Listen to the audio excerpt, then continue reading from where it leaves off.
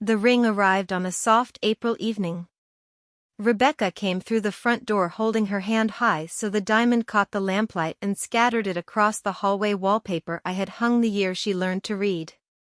I was at the kitchen table mending the hem of the christening gown she once wore, the same scarred pine table where she used to draw me pictures of houses with smoke curling from chimneys. I set the needle down, wiped my hands on the apron she once used to wipe her tears, and opened my arms. She let me hold her for exactly 2 seconds. Then she stepped back and the air between us cooled. His name was Alexander. Old shipping money, new certainty. His mother wore pale sage silk and spoke of the lakeside chapel before she ever asked how I was keeping after the winter. That evening we sat in the living room where the grandfather clock still ticked the same rhythm it had ticked through every important conversation we ever had. Rebecca spread glossy brochures across the coffee table, the little stone chapel by the lake where I had married her father in 1974, the gardens I had planted myself, the reception lawn that once held her 7th birthday party. I touched one photograph gently. "Will you walk down the same aisle your father and I did?" I asked. She smiled the way you smile at a child who is asked to bring a teddy bear to the opera. "Mom, Alexander's family is handling everything. They want it to feel timeless." I poured tea that went cold. I watched her fingers trace the new floral arches they planned to build and felt the first small stone of my chapel being moved without my permission. The weeks that followed were gentle replacements. Phone calls returned later and later. Texts that ended with busy, instead of love. Dinners cancelled because Alexander's mother needs to approve the seating chart. I told myself it was normal. Brides forget their mothers for a season. Mothers wait. That is what mothers do. One Sunday in May she came alone. She sat on the edge of the sofa, knees together, hands folded the way she used to when she had broken something precious. "Mom," she said, looking at her manicure instead of me, "the chapel is Alexander's family's gift. They feel it should reflect their story." I waited. The clock ticked. She finally looked up. "I think it would be easier if you just let them handle the guest list." I remember the taste of iron in my mouth. I remember smiling the small, careful smile widows learn. "Of course, darling," I said. And the first pew in my heart was quietly moved farther back. June arrived warm and careless. The lilacs outside the kitchen window bloomed the same purple they had the year Rebecca was born. I watched them open and close from the same chair where I once rocked her through fevers. The envelopes began arriving almost daily. Thick cream stock with the chapel crest embossed in silver, the crest I had chosen with her father in 1974. Floral deposit, $14,000. String quartet, $6,200. Custom pew bows, $4,800. Each invoice addressed to me alone, though my name had never appeared on a single invitation. I laid them in a neat stack beside the salt shaker on the kitchen table. I paid them quietly from the household account Rebecca still believed was joint. I did not ask questions. I simply signed my name the way I had signed permission slips and tuition checks and every hospital form when she was small. One warm afternoon I drove to the chapel unannounced. Rebecca stood beneath the rose arbor while Alexander's mother pointed at pew placements as though she had planted every bush herself. They did not see me at first. I stood behind the old magnolia and watched my daughter rehearse a wedding that had quietly erased me from the guest list. When she noticed me, her smile thinned. "Mom, we're doing a walkthrough. It's very detailed." Alexander's mother did not turn around. I said I only wanted to see how beautiful everything would be. Rebecca sighed the way you sigh at a neighbor who has wandered into the wrong garden. The events manager appeared and gently guided me toward the service gate. "Mrs. Langford, perhaps another day. The bride has a tight schedule." I let her lead me out past the folding chairs already stacked for staff. The iron gate closed behind me with a soft, expensive click. That night I sat in the dark dining room with the growing stack of paid invoices. I ran my thumb over the silver crests and felt the years of bedtime stories and college tuition and midnight tears fold themselves into a very small, very cold place inside my chest. I made tea I did not drink.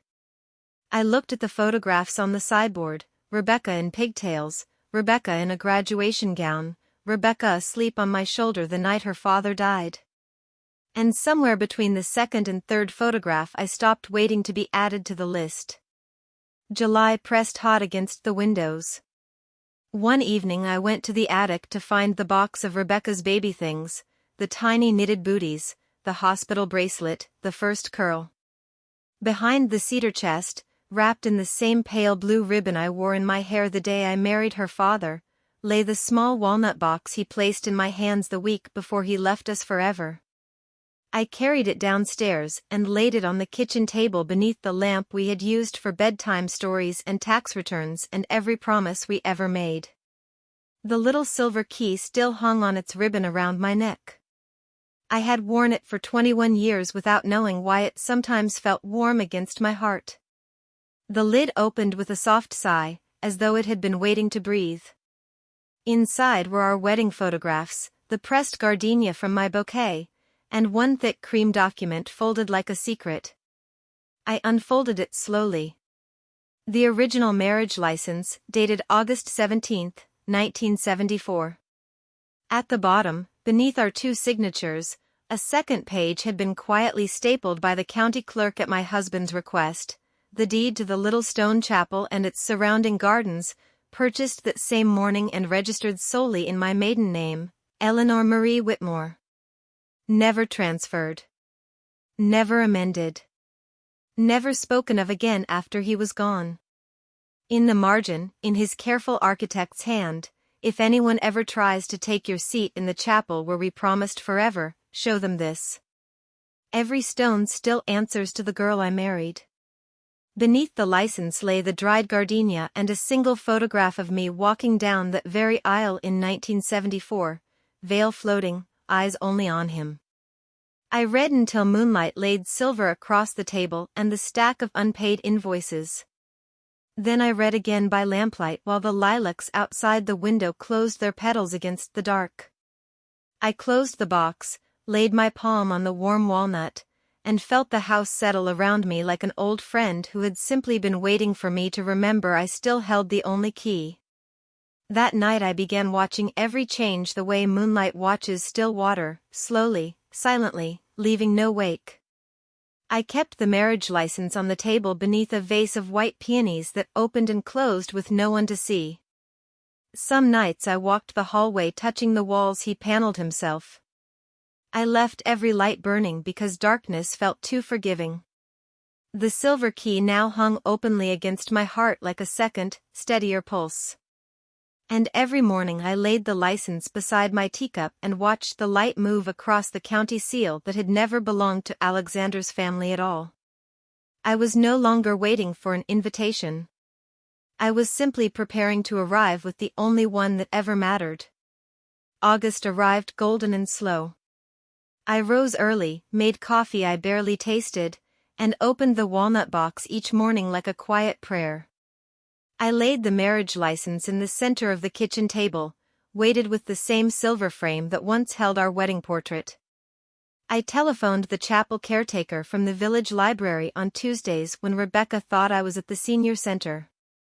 I used the soft, slightly confused voice of a widow who just wants to be sure the roses are pruned properly. He told me everything: new paint colors, imported crystal chandeliers, the exact day they planned to replace the old wooden doors with glass. I wrote every detail in a small dove-gray journal, the color of the dress Rebecca had chosen for me so I would blend with the stone. Page by page the journal filled with quiet thunder. At night I watched them repaint my chapel the way moonlight watches a rising tide, slowly, completely, unseen. Never interfering, always noting.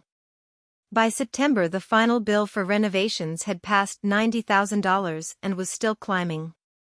Rebecca came once in October. She breezed in wearing linen and new certainty, carrying fabric swatches fluttering like small white flags. She spread them across the kitchen table without seeing the license beneath the frame. I poured tea she did not drink. She looked up and noticed the dove-gray journal. Her smile thinned. "Mom, you're not still writing things down, are you? The planner has everything." I stirred my tea once, twice. "Just remembering," I said. She laughed the way you laugh at someone who still keeps recipes in longhand.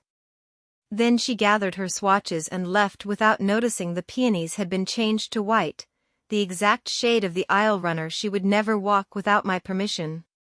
That evening I stood before the hallway mirror and practiced the small, pleasant smile that made caretakers and contractors tell me their secrets.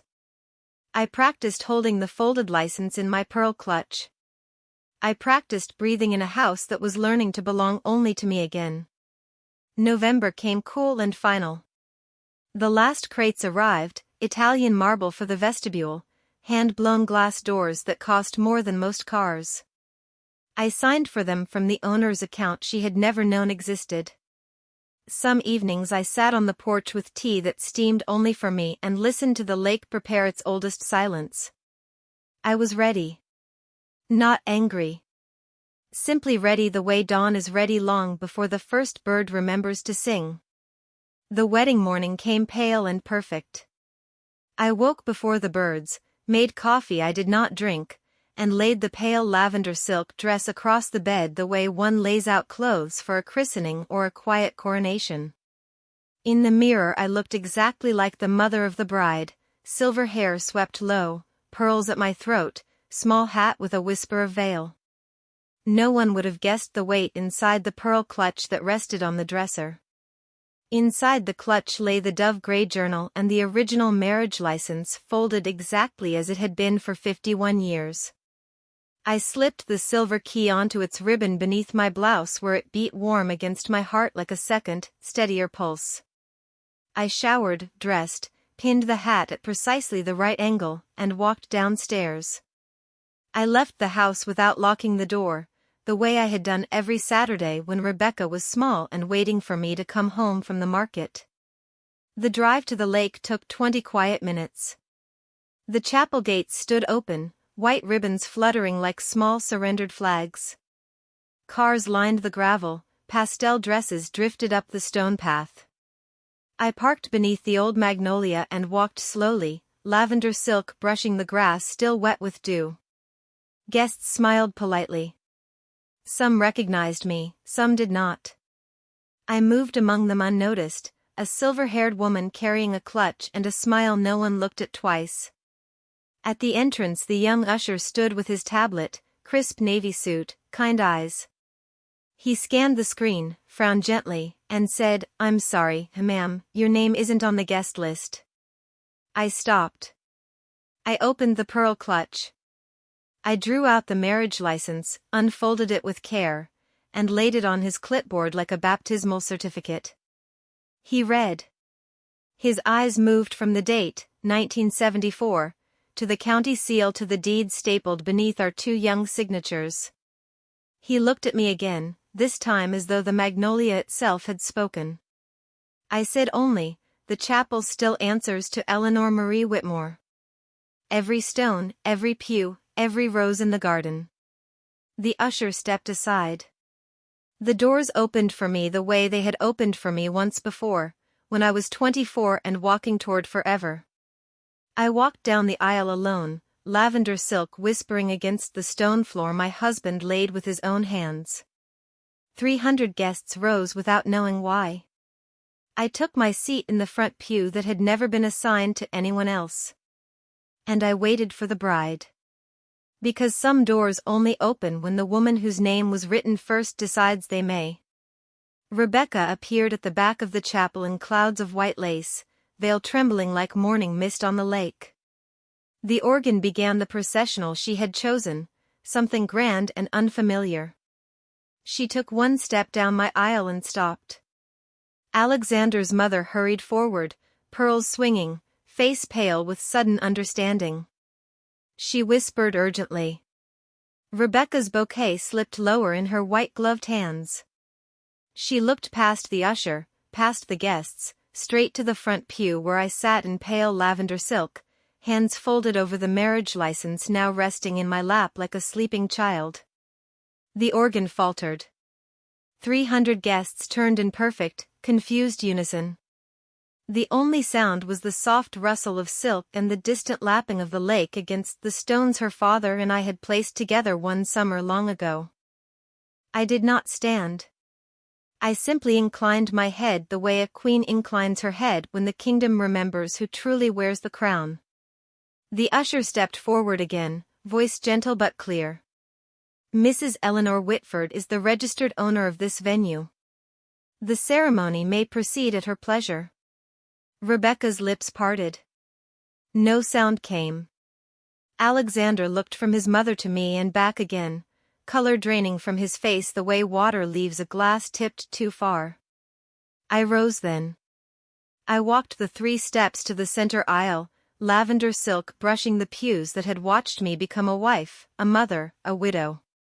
I stopped level with my daughter. I offered my arm, not as the woman who had been erased, but as the woman who had never left. For a long heartbeat the chapel held its breath. Then Rebecca placed her trembling hand in the crook of my elbow. Alexander stepped aside without a word. Together we walked the aisle that had always been mine to give or withhold. The organ found its way back to the music I had walked to in 1974, simple, steady, true. When we reached the altar I lifted her veil, kissed her cheek once, softly, and placed her hand in Alexander's. I returned to the front pew. The ceremony continued. Vows were spoken. Rings exchanged. But the day belonged to the woman in pale lavender silk who had simply shown the door her name. They say the photographs are breathtaking, Rebecca radiant, the chapel glowing, roses heavy with scent. But every picture shows the same front pew occupied by a silver-haired woman in lavender silk, marriage license folded neatly on her lap like a prayer book. She came to the house 3 weeks later. October was gentle that year.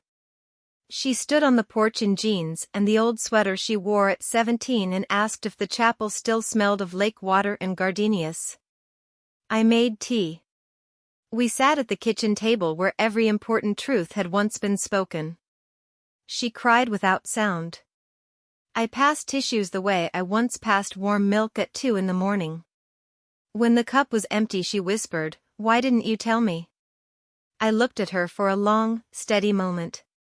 Because, darling, I said, some names are only remembered when the door refuses to open without them. She left the sweater draped over the chair. I folded it and placed it beside the pale lavender dress that now lives in quiet light. Some evenings I drive to the chapel alone. The caretaker leaves the side door unlocked for me. I walk the aisle at dusk and feel the stones breathe with every promise ever made beneath them. I sit in the front pew and listen to the lake say my name the way it said it the day I first became his wife. People ask if I am lonely. I tell them loneliness is a guest list that forgets the woman who built the house. I have the entire chapel. That is surprisingly peaceful. The last laugh is never loud. It is the soft rustle of a 1974 marriage license laid gently on a clipboard. It is the quiet opening of doors that know their true name. It is an old woman walking her own stone aisle in lavender silk, listening to the lake whisper welcome home again and again, knowing every rose still carries her maiden name whether anyone speaks it or not. If this story settled somewhere gentle inside you tonight, stay a while longer. The kettle is warm, the lake is quiet, and there are many more evenings when a woman remembers she was always the threshold, never the guest they tried to leave outside. You are safe here. You are seen.